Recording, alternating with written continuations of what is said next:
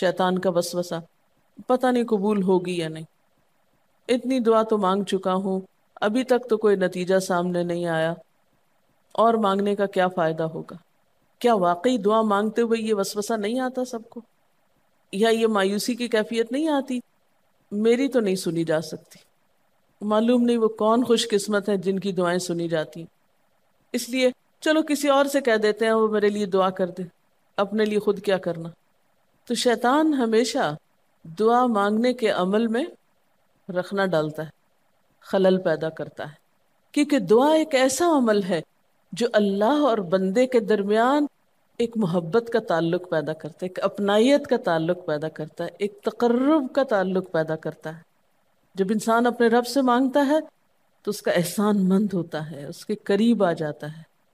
اور مانگتا انسان کس سے ہے؟ جس پر مان ہوتا ہے، جس پر یہ یقین ہوتا ہے کہ وہ دے گا، جس پر اعتماد ہوتا ہے کہ وہ میرا بہت خیر خواہ ہے، میرا بھلا کرنے والا ہے۔ انسان ہر ایک سے نہیں مانگ سکتا، ہر ایک کے سامنے اپنی ضرورت نہیں رکھ سکتا۔ تو اگر دیکھا جائے تو ایک اللہ کی ذات ایسی ہے کہ جس سے یہ ساری توقعات پوری ہو سکتی ہیں۔ اللہ کے سوا کوئی نہیں کہ جو انسان کے ساتھ ایسا معاملہ کر سکے۔ اس لیے تمہارا رب کہتا ہے کہ مجھ سے مانگو، اس کو پسند ہے بندوں کا مانگنا۔ اچھا، یہ جو دعا ہے اس میں صرف کسی چیز کا براہ راست نام لے کر مانگنا ہی شامل نہیں، یعنی مانگنے کے طریقوں میں صرف ایسا ہی نہیں کہ ہم کہ یا اللہ فلاں چیز مجھ کو دے دے۔ اس کے کئی انداز ہو سکتے ہیں۔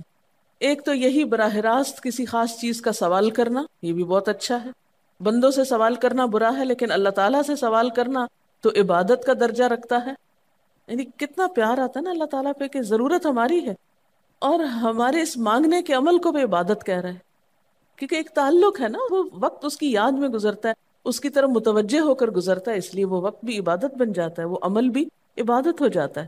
تو ایک تو یہ کہ جیسے ہم سوال کرتے ہیں اللہم انی اسألک کہہ کے دعا مانگتے ہیں، یہ جتنی مسنون دعا میں آپ نے دیکھا ہوگا اسألک برابر سوال کا لفظ ہے۔ لیکن کچھ دعائیں ایسی ہوتی ہیں جس میں سوال نہیں کیا جاتا، صرف اللہ تعالیٰ کی حمد و ثنا کر دی جاتی ہے۔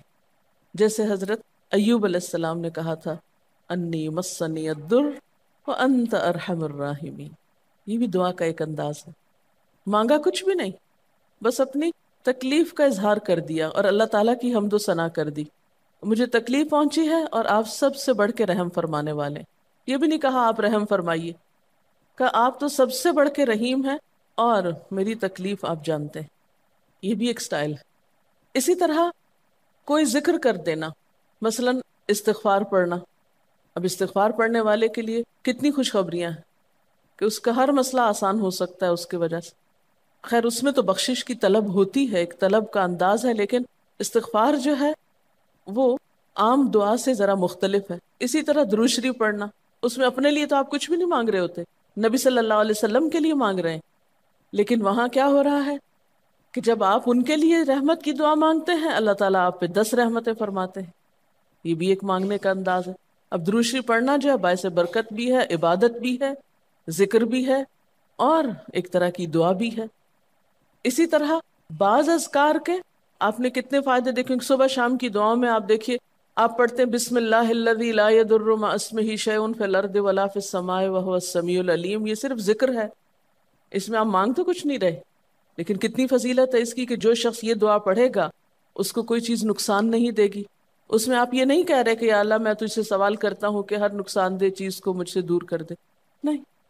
پھر اسی طرح اللہ تعالیٰ کی حمد و ثنا کے جو کلمات ہیں، مثلا لا الہ الا اللہ وحدہ لا شریک لہ لہ الملک ولہ الحمد وہو علی کل شیء قدیر۔ عرفات کی حدیث میں آتا ہے کہ آپ نے فرمایا کہ عرفات میں میری دعا اور مجھ سے پہلے انبیاء کی دعا یہ کلمہ ہے، یہ لا الہ الا اللہ۔ اب اگر دیکھا جائے تو اس سے تو کوئی دعا کی بات نہیں، یہ تو صرف اللہ کا ذکر ہے۔ تو یہ بھی مانگنے کا ایک طریقہ، ہم مانگے کچھ نہیں، بس صرف ذکر کرتے رہیں اس کا بیٹھ کے۔ اسی طرح آپ دیکھتے ہیں کہ طواف کے دوران آپ کیا پڑھتے تھے، سبحان اللہ والحمد للہ ولا الہ الا اللہ واللہ اکبر۔ اب یہ دعا تو نہیں، یہ تو ذکر ہے اللہ کا۔ تو اللہ تعالیٰ کا ذکر کرنا، اس کی کتاب کی تلاوت کرنا، اس کو پڑھنا، علم حاصل کرنا، یہ ایسے اعمال ہیں کہ جن میں مشغول ہو کر انسان کے لیے کائنات کی ہر چیز دعائیں کرنے لگتی، طالب علم کے لیے بہت سی مخلوق دعائیں کرتی. آپ مشغول ہو گئے کسی اور کام میں، خدمت خلق میں یا علم حاصل کرنے میں، اور اللہ تعالیٰ کی مخلوق شروع ہو گئی آپ کے لیے دعائیں کرنا. عرش والے فرشتے آپ کے لیے دعائیں کرنے لگتے ہیں اگر آپ ایمان لا کر اچھے کام شروع کر دیں. تو اللہ سے مانگنے کے مختلف انداز ہیں، ڈائریکٹ مانگنا بھی اور مختلف عبادات کرنا بھی. اسی طرح وَاسْتَعِینُوا بِالصَّبْرِ وَالصَّلَاةِ، مدد مانگو صبر اور نماز سے.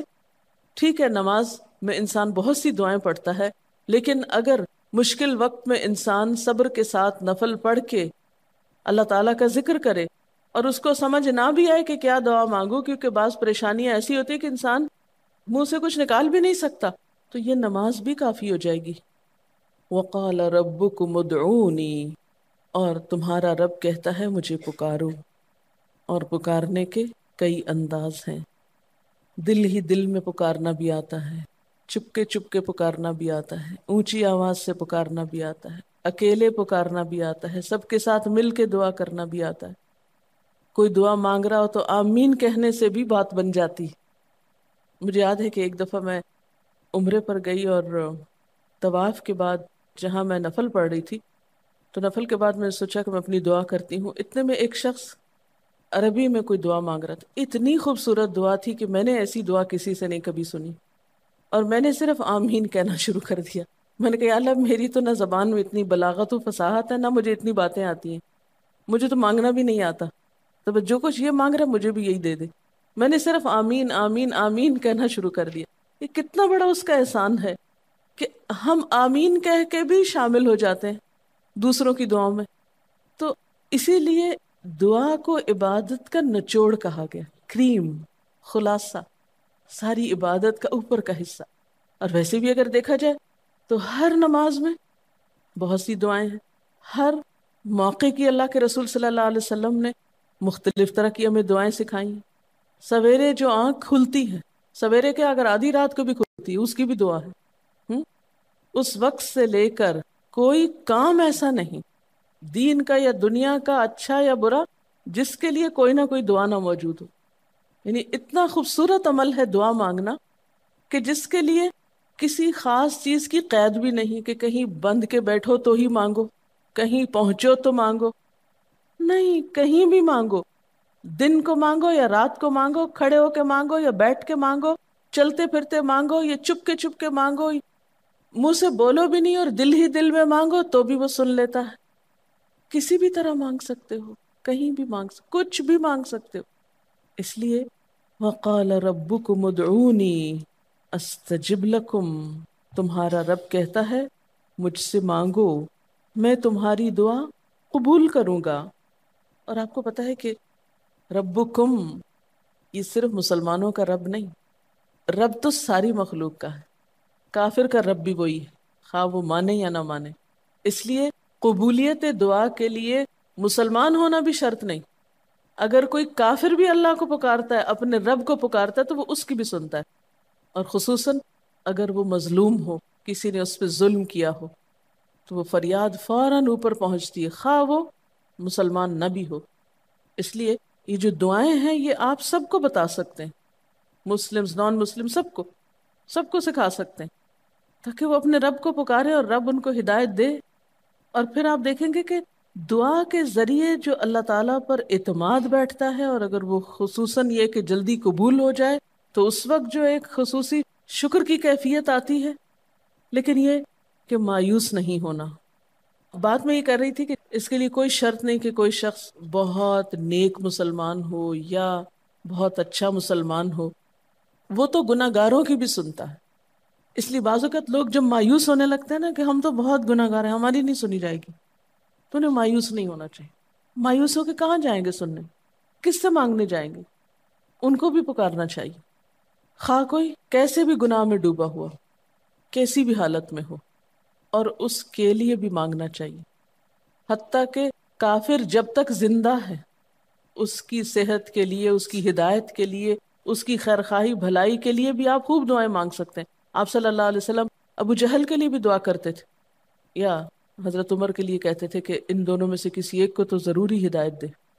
تو دعا ہر حال میں فائدہ دیتی، ان مصیبتوں میں بھی فائدہ دیتی ہے جو اتر چکی ہیں، ان میں بھی دیتی ہے جو نہیں اتری. دعا تو ابلیس کی بھی قبول ہوئی تھی، اس نے قیامت تک زندگی کی دعا مانگی تھی، اس کی بھی قبول کر لی گئی. اس نے کہا تھا قال انظرنی الی یوم یبعثون، قیامت تک کے لیے مجھے مہلت دے کہ میں انسانوں کو بھٹکا سکوں. تو اللہ تعالیٰ نے کہا جاؤ، تمہیں مہلت دی گئی. اس لیے یہ خیال تو اپنے دل سے سب نکال دیں کہ ہماری دعا نہیں قبول ہوتی، سب کی ہو سکتی. شرط یہ ہے کہ آپ واقعی دعا مانگ رہے ہوں.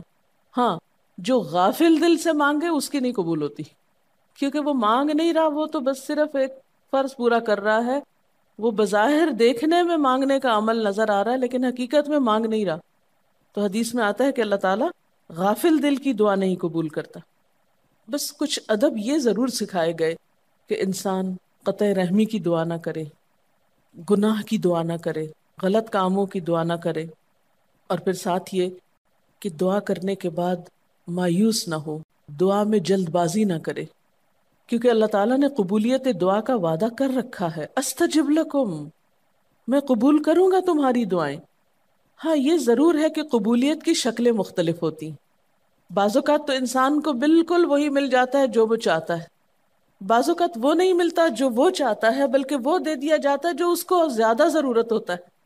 یعنی ہمارا تو علم اتنا محدود ہے نا، ہم ایک چیز مانگ رہے ہوتے ہیں جو ہمارے حق میں کوئی زیادہ اچھی نہیں ہوتی. اللہ تعالیٰ ہمارے لیے ہم سے بڑھ کر مہربان ہے، وہ ہمیں وہ نہیں دیتا بلکہ وہ دیتا ہے جو ہمیں اس سے زیادہ فائدہ دے سکتا ہے.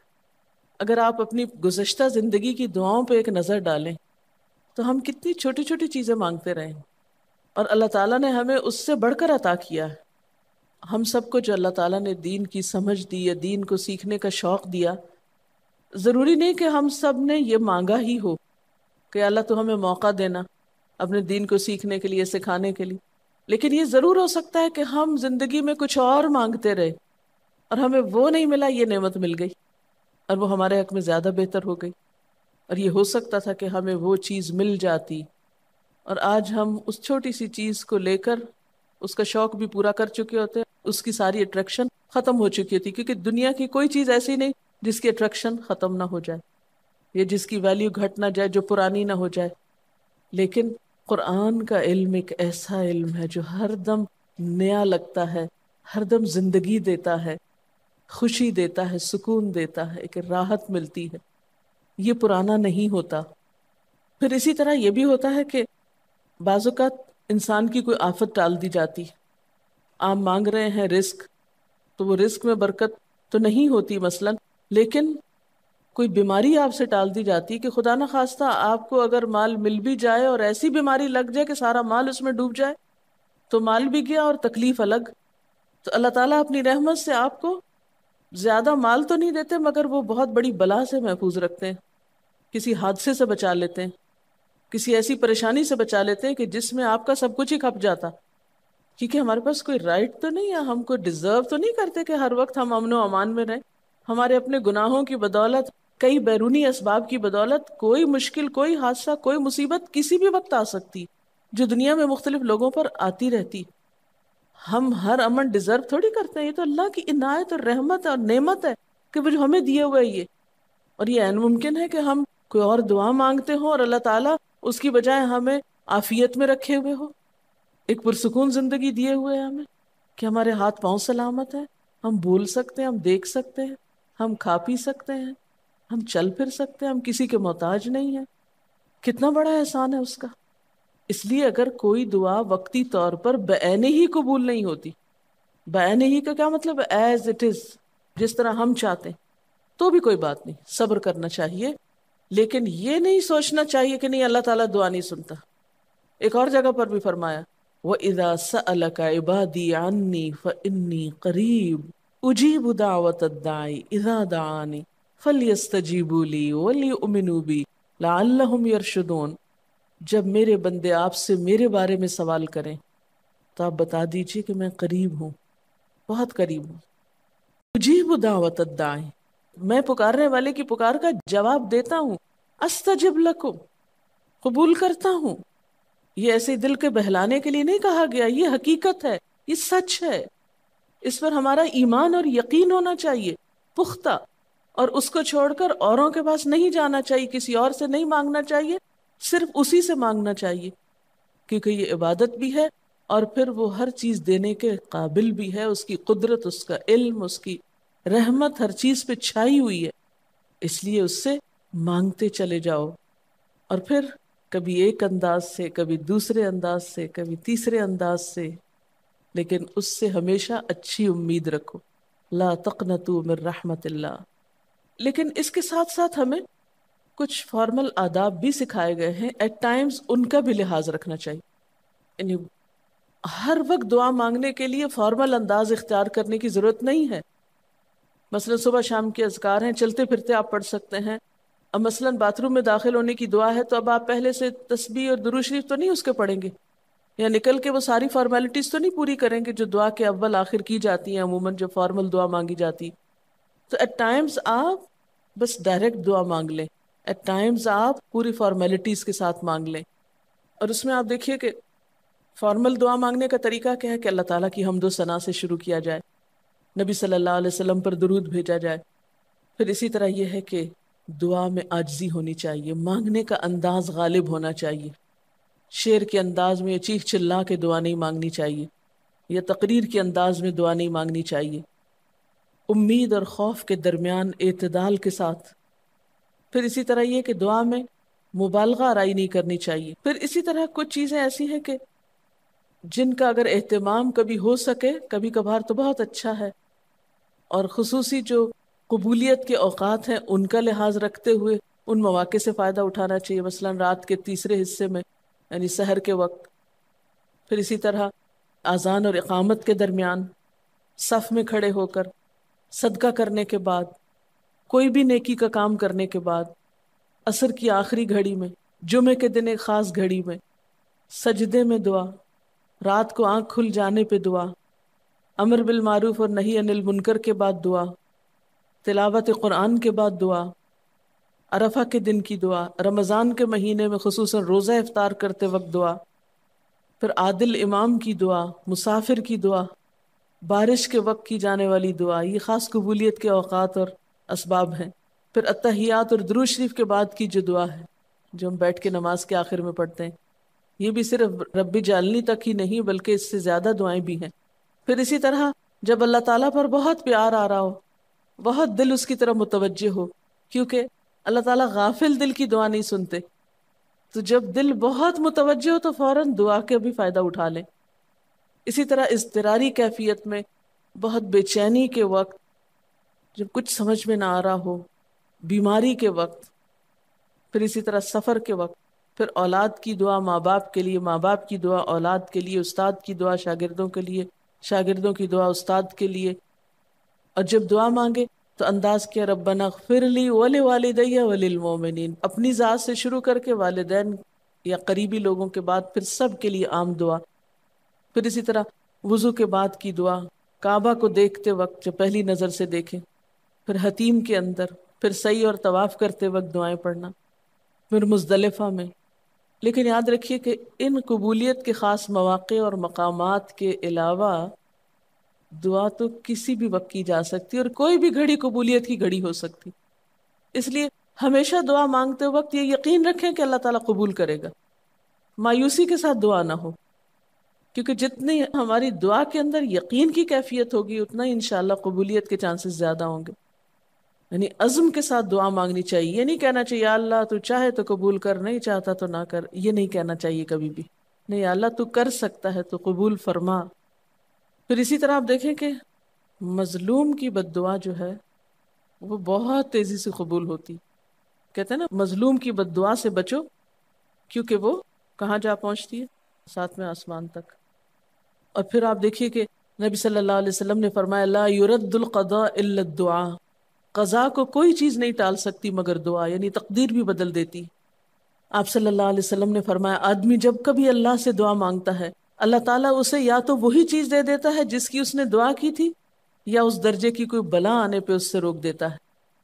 آپ صلی اللہ علیہ وسلم نے فرمایا بندے کی دعا قبول کی جاتی ہے بشرطے کہ وہ کسی گناہ کی یا قطع رحمی کی دعا نہ کرے اور جلد بازی سے کام نہ لے۔ عرض کیا گیا جلد بازی کیا ہے یا رسول اللہ؟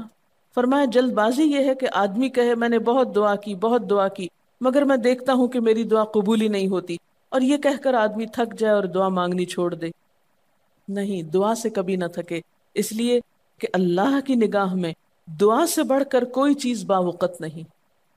لیس شیء اکرم علی اللہ من الدعاء۔